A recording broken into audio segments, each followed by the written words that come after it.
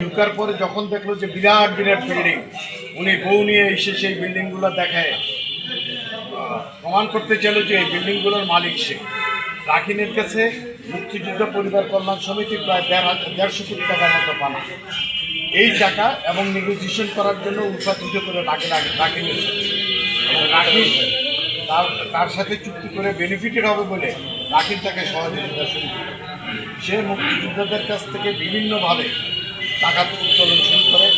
এক মুক্তিযোদ্ধার কাছে সে 96 লক্ষ টাকা নেয়। তারপরে এই যে সেবা দেবে বলে একজনের কাছ থেকে 1 কোটি টাকা, 35টা ফ্ল্যাটের মতন ভাড়া দিয়েছে, এই ভাড়ার টাকা নেয়।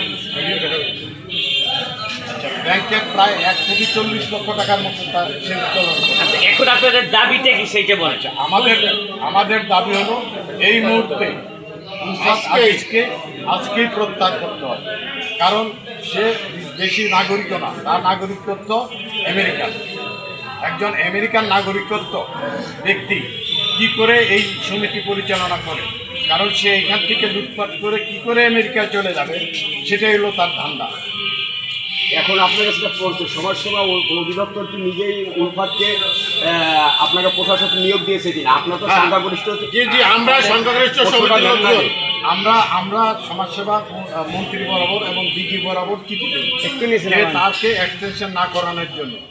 বাট আমি জানি না কী কারণে সমাজসেবার ডিজি উনি মন্ত্রী মহোদয়ের দোহাই দেন, পলিটিক্যাল দোহাই দেয়, পলিটিক্সের দোহাই দেন, দিয়ে সমাজসেবার ডিজি 28 তারিখে তাকে আবার পুনরায় 3 মাসের জন্য বর্ধিত করেন, অর্থাৎ উনি 1 বছর বর্ধিত হয়েছে। আমাদের গঠনতন্ত্র এবং অনুযায়ী সমাজসেবার সদস্য অনুযায়ী মাত্র 46 জন সদস্য। প্রথম ডিজি সাহেব, যিনি এখন সেক্রেটারি হয়ে গেছেন, উনি বলেছিলেন যে 3 জন পেলে 3 জন দিয়ে নির্বাচন হবে, এখানে পূরণ করার কোনো কথা দিয়ে নেই।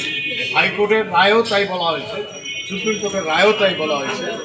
হাইকোর্টের রায়ে বলা হয়েছিল মুক্তিযোদ্ধা বাছাই করে, সুপ্রিম কোর্টের রায়ে বলছে সমাজসেবায় রক্ষিত সদস্যদের মধ্যে প্রকৃত সদস্যদের বাছাই করে নির্বাচন দেওয়া হবে। উনি সে আইনও ফলো করেন নাই। উনি আঞ্চলিক, অর্থাৎ আমাদের কাছে ছিল লোকাল যারা এরিয়া ভিত্তিক মুক্তিযোদ্ধারা থাকবে, উনি উলফাতের কথা আর আমির আলীর কথা মতো ঝিনাইদহ, যশোর এবং বিভিন্ন জন্মি এবং উলফাত সাহেব নিজেও সভাপতি হওয়ার জন্য এই কমিটির সদস্য ফিল আপ করতেন। আচ্ছা, এই যারা সমাজসভা থেকে রেজিস্ট্রেশন নেয়, লাইসেন্স নেয়, সমাজসভা তো একজন প্রশাসক নিয়োগ দিতে পারে না। আমরা চেনে পারে, আমাদের ভিতরে যদি আন্তঃক্রোধ থাকে তাহলে তারা। আমি একটু বলি, আমরা বৈষম্য ছাত্র আন্দোলনের পরে 24 আগস্টের পরে আমরা প্রায় গত 17 বছর এই সমিতি ঢুকতে পারি নাই, আমাদের ঢুকতে দেওয়া নাই।